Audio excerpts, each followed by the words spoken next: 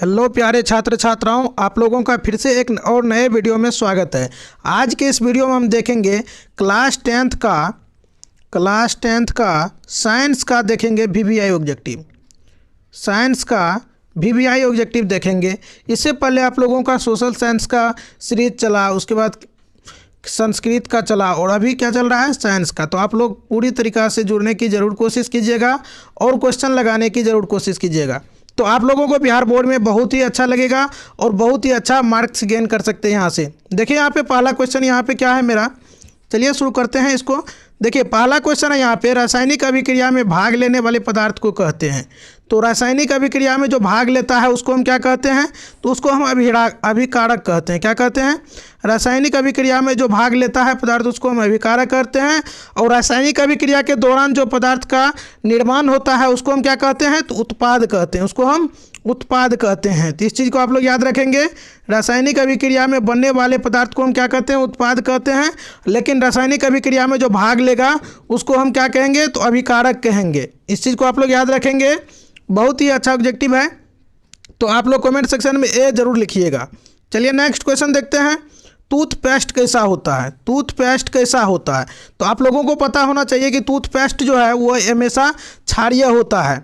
Toothpaste कैसा होता है? टूथपेस्ट का प्रकृति जो है वो क्षारीय होता है, ताकि जो है सो हमारे मुंह में अम्ल जो निकलता है उसको क्या करे, क्षारीय करके उदासीन कर दे। और क्या कहते हैं, दांत हमारा क्षति ना हो, उसके कारण जो उदासीन हो जाता है। तो इसी कारण से उस पेस्ट में जो है सो क्षारीय पदार्थ डाला जाता है। तो टूथपेस्ट कैसा होता है, तो क्षारीय प्रकृति का होता है।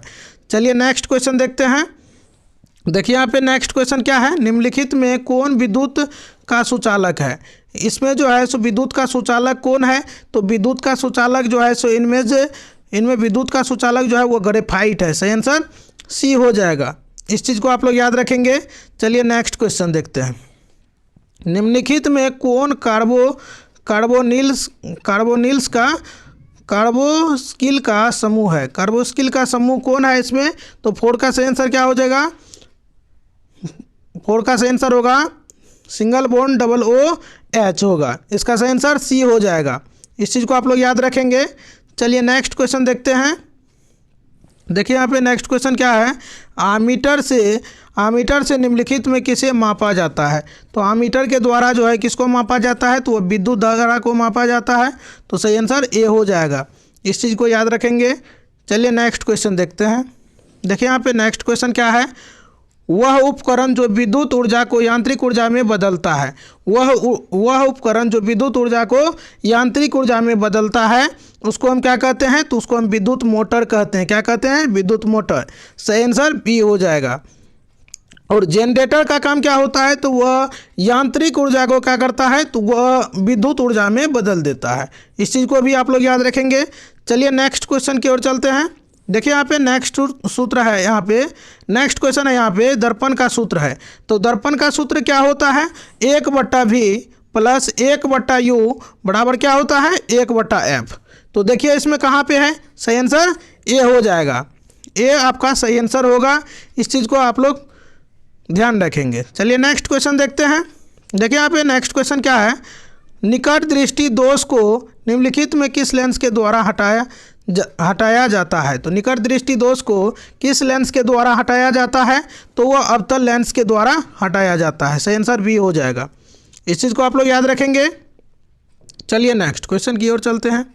देखिए यहाँ पे नेक्स्ट क्वेश्चन है, पौधों में जनन अंग कहाँ पाया जाता है?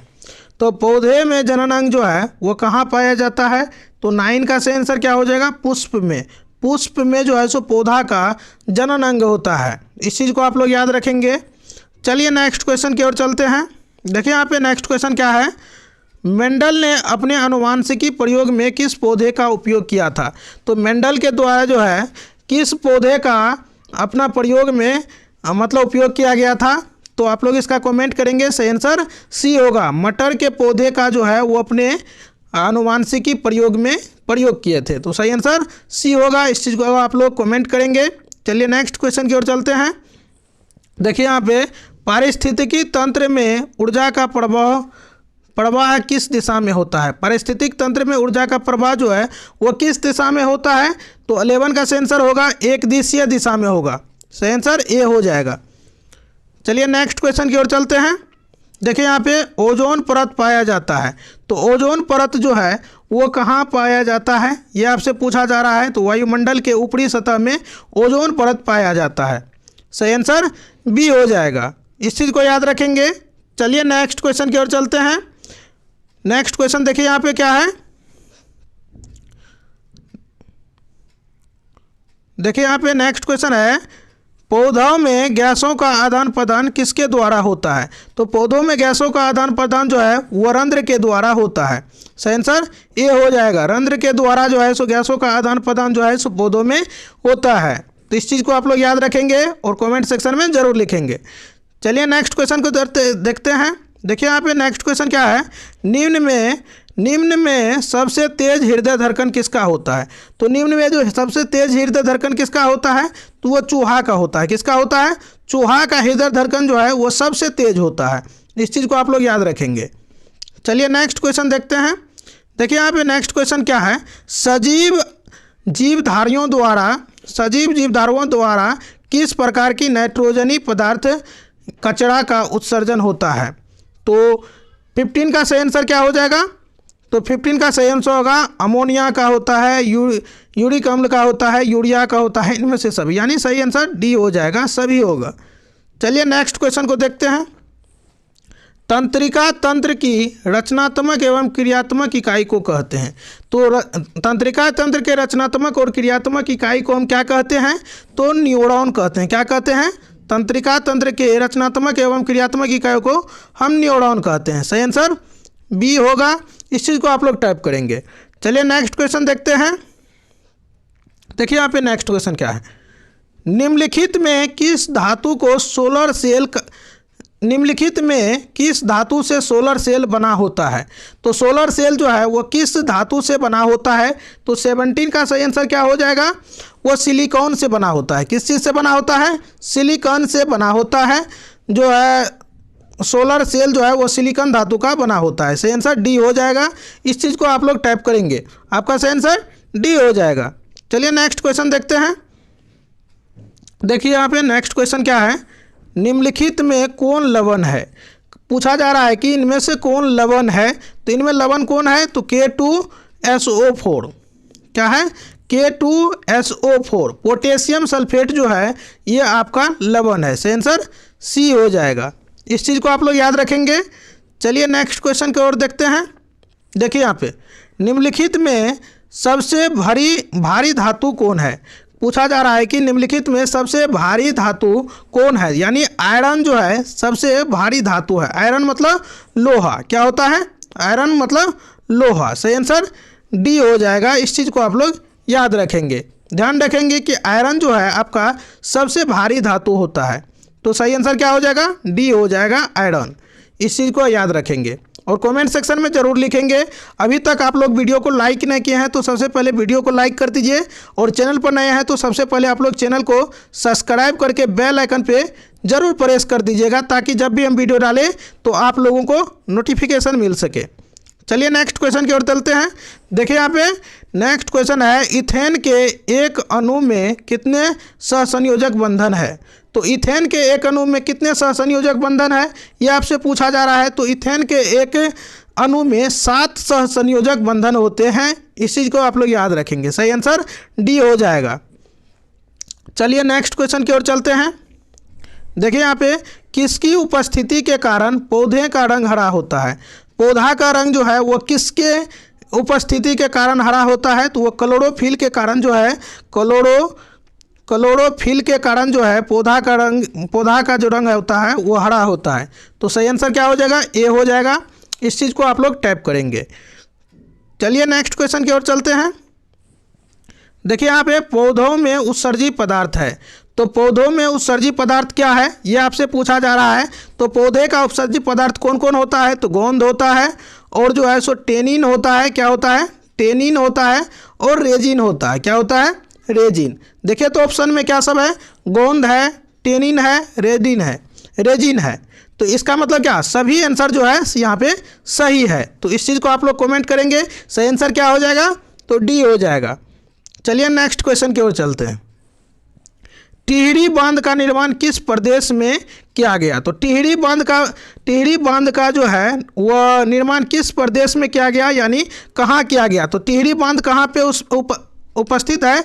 तो उत्तराखंड में जो है सो टिहरी बांध का निर्माण करवाया गया था। सही आंसर बी हो जाएगा। इस चीज़ को आप लोग याद रखेंगे, आपका फाइनल आंसर क्या होगा, बी हो जाएगा। चलिए नेक्स्ट क्वेश्चन की ओर चलते हैं। देखिए यहाँ पे नेक्स्ट क्वेश्चन, देखिए यहाँ पे क्या है, निम्नलिखित में किसके कारण अम्ल वर्षा होता है? निम्नलिखित में किसके कारण जो है सो अम्ल वर्षा होता है? तो वह CO2 के कारण जो है सो अम्ल वर्षा होता है। सही आंसर ए हो जाएगा। अम्ल वर्षा का प्रमुख कारण क्या है? तो CO2 का होना है। सही आंसर ए हो जाएगा। चलिए नेक्स्ट क्वेश्चन की ओर चलते हैं। स्विच लगाए जाते हैं, तो स्विच जो है वो कैसे लगाए जाते हैं? स्विच जो है वो गर्म तार में लगाया जाता है। सही आंसर बी हो जाएगा। इस चीज़ को आप लोग याद रखेंगे। चलिए नेक्स्ट क्वेश्चन, निम्न में से कौन अनवीकरणीय ऊर्जा का स्रोत नहीं है? कहा जा रहा है कि इनमें जो है कौन अनवीकरणीय ऊर्जा का स्रोत नहीं है?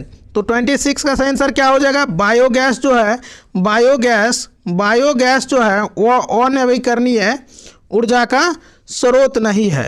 अनवीकरणीय मतलब क्या, जिसको मतलब पुनर्निर्माण नहीं किया जा सके। अनवीकरणीय मतलब यही हुआ कि जिसको पुनः निर्माण नहीं किया जा सके उसको हम क्या कहते हैं, तो अनवीकरणीय ऊर्जा कहते हैं। तो बायोगैस जो एक बार चल जाएगा तो फिर से तो उसको हम उत्पन्न नहीं कर सकते या फिर उस रूप में तो नहीं ला सकते हैं। तो ये आपका बायोगैस जो है सो अनवीकरणीय ऊर्जा नहीं होगा। तो सही आंसर क्या हो जाएगा, सी हो जाएगा। इसको जो है हम फिर से उस रूप में नहीं ला सकते हैं जलने के बाद। बायोगैस आपका अनवीकरणीय ऊर्जा नहीं है। तो अनवीकरणीय ऊर्जा कौन कौन है, तो पेट्रोल है और कोयला है।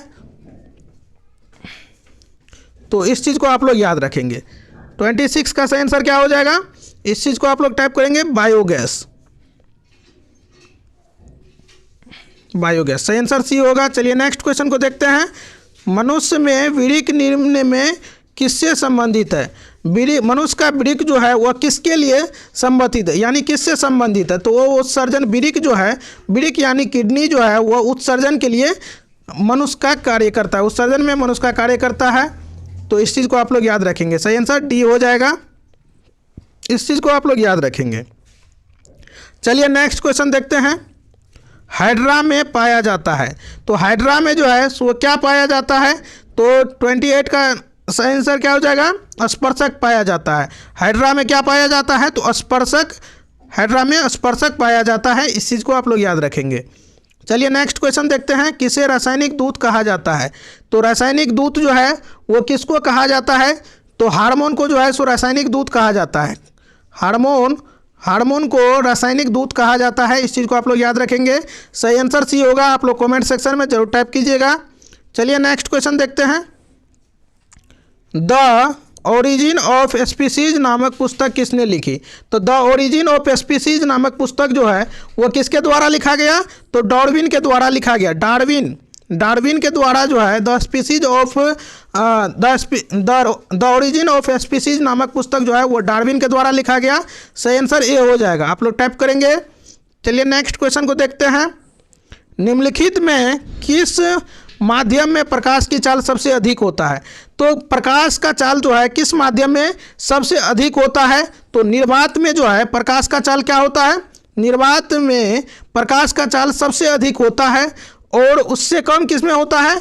तो हवा में होता है। इस चीज़ को आप लोग याद रखेंगे और सही आंसर इसका क्या होगा, निर्वात हो जाएगा, यानी सही आंसर डी होगा। इस चीज़ को आप लोग याद रखेंगे। फाइनल आंसर आपका डी होगा। कमेंट सेक्शन में आप लोग टाइप कर सकते हैं। चलिए नेक्स्ट क्वेश्चन को देखते हैं।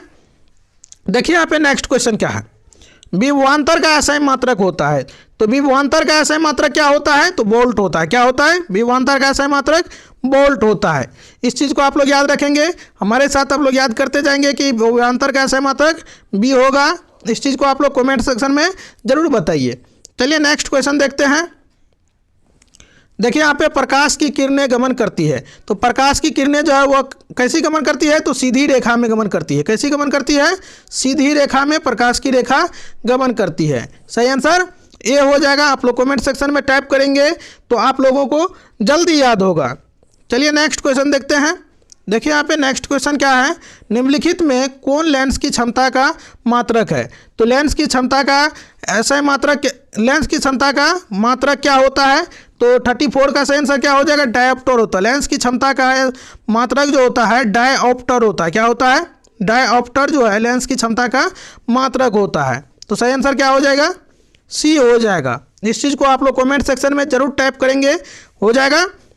आप लोग कमेंट सेक्शन में टाइप कीजिए, फाइनल आंसर आपका सी होगा, डायऑप्टर। चलिए नेक्स्ट क्वेश्चन देखते हैं, किस रंग का विचलन न्यूनतम होता है। तो किस रंग का विचलन जो है वो सबसे न्यूनतम होता है, यानी लाल रंग का विचलन जो है वो सबसे कम होता है। इसलिए यानी रेलवे सब में जो है सो लाल झंडी का प्रयोग किया जाता है रेल को रुकाने के लिए, ताकि उसका मतलब परिकीर्णन कम हो सके, विचलन कम हो सके। तो आपका सही आंसर क्या हो जाएगा, ये हो जाएगा। आपका फाइनल आंसर ये होगा, याद रखेंगे। चलिए नेक्स्ट क्वेश्चन देखते हैं, बैटरी में किस प्रकार का धारा प्राप्त होता है।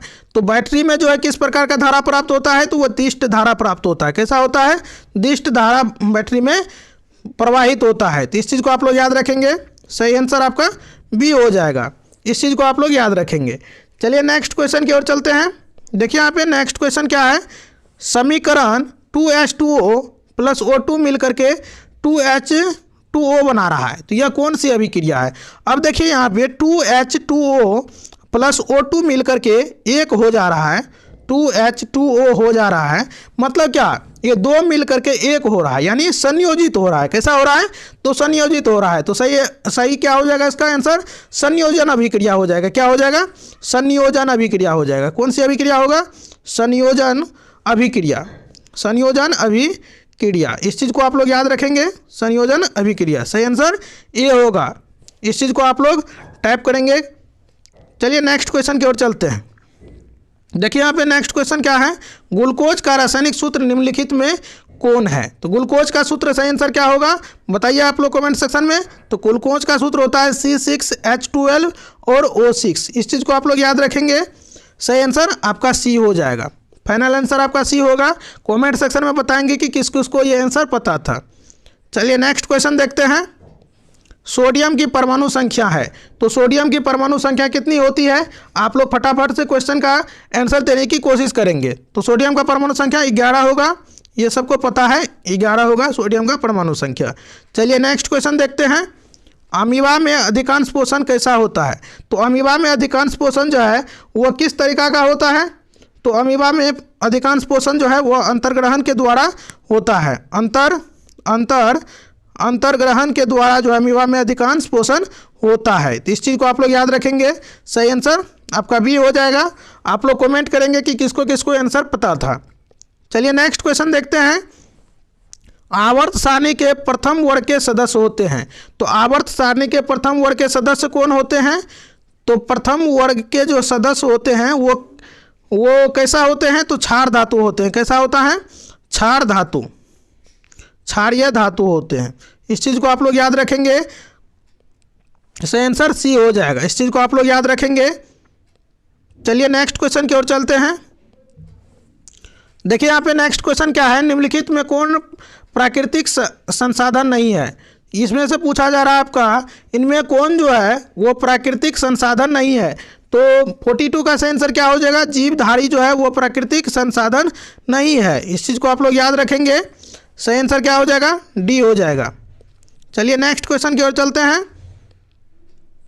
देखिए यहाँ पे नेक्स्ट क्वेश्चन है, प्रकाश के परावर्तन के कितने नियम हैं। तो प्रकाश के परावर्तन के कितने नियम हैं, 2 नियम है। आपसे अगर पूछा जाए कि प्रकाश के अपवर्तन के कितने नियम हैं, तो उसका भी 2 नियम ही है। तो इस चीज़ को आप लोग याद करेंगे और सही आंसर बी हो जाएगा। इस चीज़ को आप लोग याद रखेंगे। आप लोग कमेंट सेक्शन में ज़रूर बताइएगा कि किस किस को ये ऑब्जेक्टिव पता था। चलिए नेक्स्ट क्वेश्चन देखते हैं, तरंगदैर्घ्य को सामान्यतः व्यक्त किया जाता है। तो तरंगदैर्घ्य को सामान्यतः व्यक्त किस में किया जाता है, तो एंगस्ट्रम में। किस में, एंगस्ट्रम में जो है, एंगस्ट्रम में तरंगदैर्घ्य को व्यक्त किया जाता है। तो इस चीज़ को आप लोग याद रखेंगे, सही आंसर डी हो जाएगा। इस चीज़ को आप लोग याद रखेंगे। चलिए नेक्स्ट क्वेश्चन की ओर चलते हैं। देखिए यहाँ पे नेक्स्ट क्वेश्चन क्या है, सभी जीव जंतुओं के लिए ऊर्जा का अंतिम स्रोत है।